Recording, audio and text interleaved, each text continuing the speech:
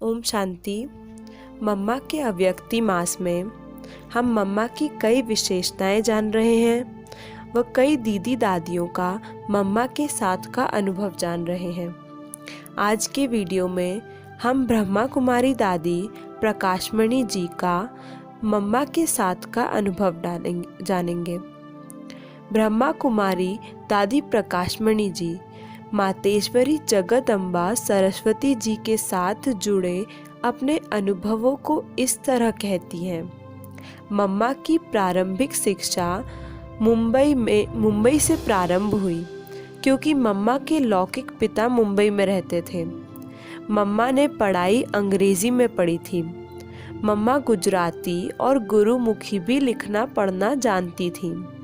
मम्मा के पिता का आकस्मिक निधन होने के कारण वह अपने परिवार वालों के साथ सिंध हैदराबाद आ गई।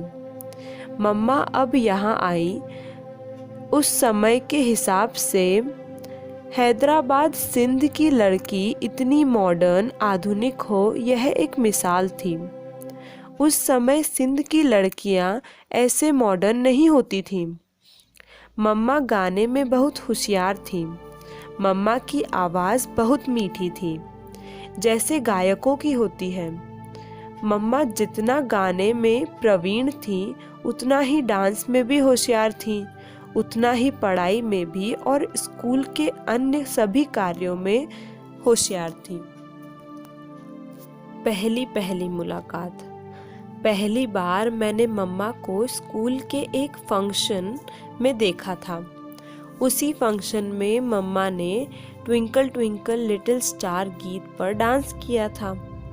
इस डांस पर मम्मा को इतने सारे इनाम पर इनाम मिलते रहे कि मैं देखते देखते ही दंग रह गई। उस समय मम्मा की उम्र लगभग 16 वर्ष रही होगी। मुझे भी मैट्रिक की पढ़ाई हेतु कुंदनमल मॉडल स्कूल, जहां मम्मा पढ़ती थी, वहां जाना पड़ा। यह अंग्रेजी माध्यम का स्कूल था। मैट्रिक में मैं मम्मा की सहपाठी बन गई। हम दोनों एक ही बेंच पर बैठती थीं, मगर हमारे में उतनी मित्रता नहीं थी, क्योंकि मम्मा बहुत मॉडर्न थी और मैं बहुत सिंपल थी। लेकिन सहपाठी होने के नाते आपस में एक तरह का आकर्षण और स्नेह जरूर था। उस समय मैं उनका लौकिक परिचय भी नहीं जानती थी। गहरी स्मृति शक्ति। फिर थोड़े दिनों के बाद दीपावली की छुट्टियां हुई। छुट्टी होने के कारण एक दिन मैं बाबा के सत्संग में गई।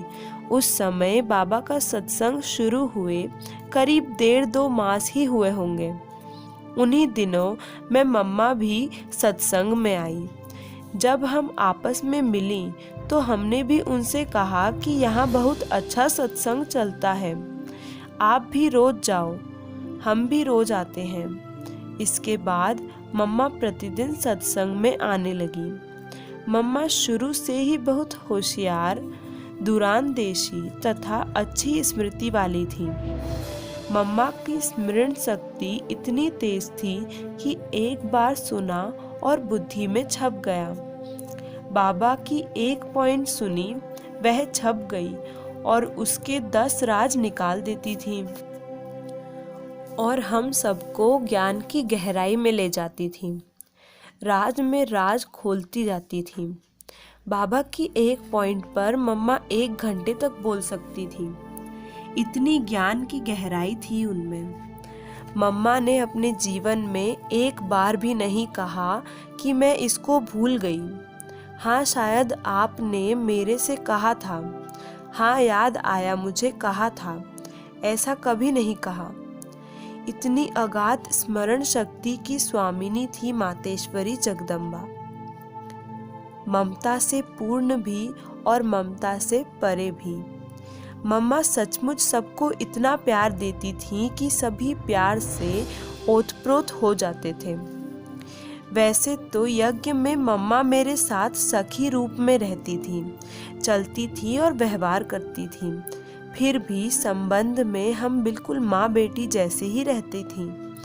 कहीं भी बाहर जाना हो तो मम्मा मुझे साथ लेकर जाती थी। सखी होते हुए भी मातेश्वरी मम्मा बनकर ही रहीं और हम बेटी बनकर ही रहीं। मम्मा अत्यंत दृढ़ शक्ति संपन्न थी। अगर वह किसी बात पर दृढ़ निश्चय कर लें तो उनको हिलाना किसी के वश का काम नहीं। जो बाबा ने कहा उसी बात की दृढ़ता से मम्मा हमारे से सेवा कराती थी। जितनी दृढ़ता उतनी ही निश्चय बुद्धि भी थी। मम्मा का निश्चय देखने लायक होता था। मम्मा की एक्टिविटी से यह बिल्कुल सबको मालूम पड़ता था कि वह बनी बनाई राधा है, यज्ञ माता है। मम्मा के हर कदम से यह मालूम होता था कि वह वही मम्मा है, वही राधे हैं और वही लक्ष्मी है। मम्मा बहुत निर्भय थी। मम्मा प्रैक्टिकल में शेरनी शक्ति स्वरूपा थी। साथ साथ मम्मा क्या अनासक्त थी, बात पूछो मत। कोई देह अभिमान नहीं, परंतु स्वमान का नशा इतना था कि और किसी में न हो सके। अपने पर पूरा विश्वास, बाबा पर पूरा विश्वास और बाबा के कार्य में पूरा विश्वास। बाबा ने कहा और मम्मा ने करना शुरू किया। एक बाबा की संकल्प श्वास सब में था। प्यार भी सबके साथ मम्मा का इतना था कि बराबर मेरे दिल से ये शब्द निकलते हैं, मम्मा तू ममता की मूर्ति है, निर्माणता की निधि है। उनमें ममता भी तुरंत ममता थी, परंतु कोई मोह नहीं। सबको इतना प्यार करते हुए भी मम्मा उतनी ही निर्मोही थी, ममतामयी भी और ममता से परे भी। सम्मान से दीक्षा भी और शिक्षा भी। चाहे पांडव हो या शक्तियाँ हो, मम्मा सभी के दिल की बात सुनती, समझाती, बाद में सुनाने वाले की गलती भी बताती। मम्मा के पास शिकायत आती भी थी तो मम्मा उसे स्वयं में समाकर सुधार करती थी और दोनों पक्षों को संतुष्ट करती थी। मम्मा के पास आने पर हमेशा उनसे कुछ ना कुछ विशेष शिक्षा जरूर मिली। वहाँ से उठने पर यह लगता था कि उनसे कोई प्रेरणा व शिक्षा लेकर जा रहे हैं और जो कहने आए थे उसको वहीं भूल कर जा रहे हैं। मम्मा इतनी संतुष्टता की मूर्त थी कि जो मिला, जितना मिला, उसमें ही बहुत खुश। मम्मा की भाषण करने की कला भी बहुत बलशाली और तर्क संगत होती थी। मम्मा को वाद विवाद में भी कोई हरा नहीं सकता था। मम्मा के जवाब भी ऐसे होते थे जैसे कि अर्जुन के तीर, जो सीधे निशाने पर ही लगते थे। एक बार कराची के जिलाधिकार भ्राता जगत शेर जी ने, जो बिल्कुल हमारे बंगले के सामने वाले बंगले में रहा करते थे, मम्मा से एक दो असंगत प्रश्न पूछे तो मम्मा ने उसको ऐसा उत्तर दिया कि वह मम्मा के चरणों में गिर पड़ा। अभय हस्ते निर्भय रूप माँ दुर्गा। एक बार मम्मा के ऊपर वारंट निकला था। मनोहर दादी और अन्य दादियों के नाम से भी वारंट निकले थे, क्योंकि ये नाबालिग थी। वारंट उनके निकले थे जो आवश्यक थी, अर्थात 16 साल से कम उम्र वाली थी और घर छोड़कर यज्ञ में आई थी। उस समय मम्मा 18 वर्ष की थी। रोज किसी ना किसी का वारंट आता था, इसीलिए रोज सुबह उसके बारे में चर्चा चलती थी। ऐसे एक दिन सुबह सुबह बाबा ने कहा, ओम राधे, आज तुम्हारा भी वारंट आ गया तो घर जाना पड़ेगा। बाबा ने बिल्कुल हंसी के रूप में कहा था। मम्मा ने भी बोला, बाबा मेरा कोई है नहीं जो मुझे वारंट भेजे। मेरी तो एक माँ है, वह तो मुझे जानती है कि मैं 18 साल की हूँ, मेरे ऊपर वारंट आ नहीं सकता। बाबा ने कहा, अच्छा अच्छा, बात हंसी की थी, वह पूरी हो गई। हम बैठी थी, ठीक सुबह 10 बजे कोर्ट से वारंट आया, राधे पोकरदास के नाम पर। वारंट पर लौकिक माँ की सही हस्ताक्षर भी थी। मम्मा को बुलाया गया। मम्मा ने वारंट देखा और उससे कहा, यह झूठी सही है। मैं दावा करती हूँ कि मेरी माँ ऐसी सही कर ही नहीं सकती। मुझे साबित करो कि मेरी माँ ने ही सही की है। इसके अलावा मेरी जन्म तारीख यह है। मैं 18 वर्ष की हो चुकी हूँ, इसलिए यह वारंट मेरे पर लागू नहीं हो सकता। आप कैसे कह सकते हो कि मैं अवयस्क हूँ? बुलाओ मेरी माँ को, वह कहे कि उसने ही सही की है। परंतु वारंट तो लेना पड़ता था, ले लिया। बाद में मम्मा गई कोर्ट में और जज के सामने कहा कि ये तारीख, महीना और साल मेरा जन्मतिथि है। मेरी माँ की सही ऐसी नहीं है। आप उनसे पूछ सकते हैं। मेरी माँ आकर कहे कि मैंने ही तुम्हारे लिए यह वारंट भिजवाई है तो मैं अभी जाने के लिए तैयार हूँ। यह सुनकर कोर्ट में हाहाकार मच गया। फिर उनकी माँ से पूछा गया।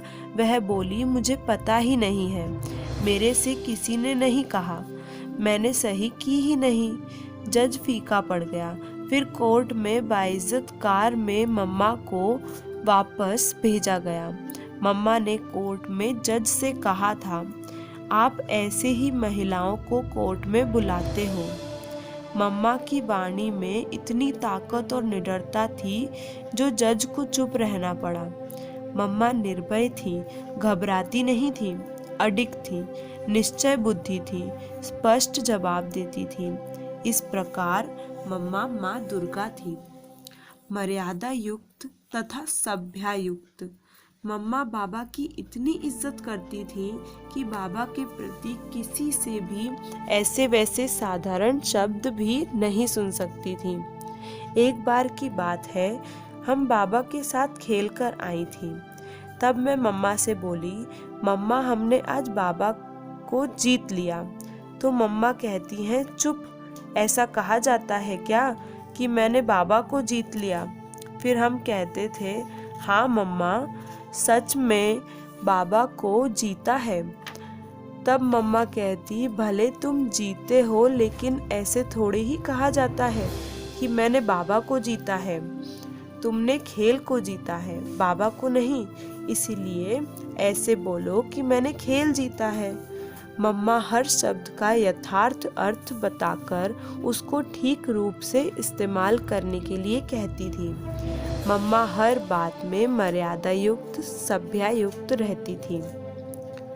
मम्मा के साथ रहकर हमने उनसे शिष्टाचार सीखा। इस तरह ओम राधे हमारी माँ भी थी, सखी भी थी, प्यारी भी थी, मीठी भी थी और अम्बा भी थी। मीठी मम्मा के जितने ही गुण गाएं उतने थोड़े हैं। जितनी मम्मा ज्ञानी तू आत्मा, योगी तू आत्मा थी, उतनी ही शिव शक्ति माँ थी। मम्मा त्याग की थी और सर्व गुणों की थी मूरत। बाबा कहते हैं, निश्चय बुद्धि विजयंती। वो 1 सेकंड का प्रैक्टिकल सबूत हमने मम्मा में पूरा देखा।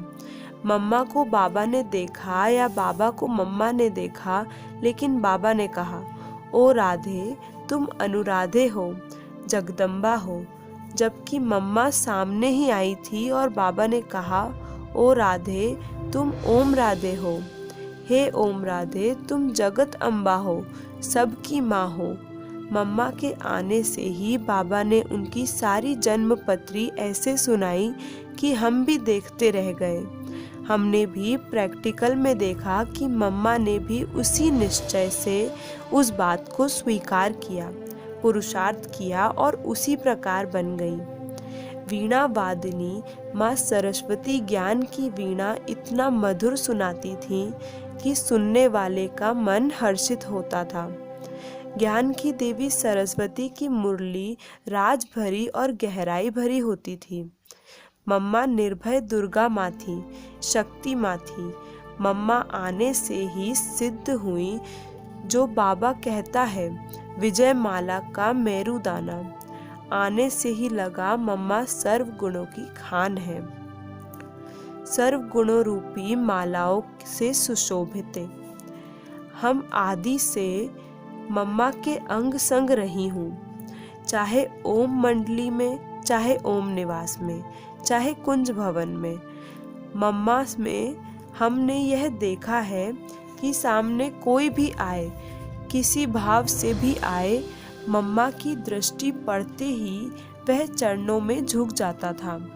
हम तपस्या में 14 वर्ष मम्मा के अंग संग रहे।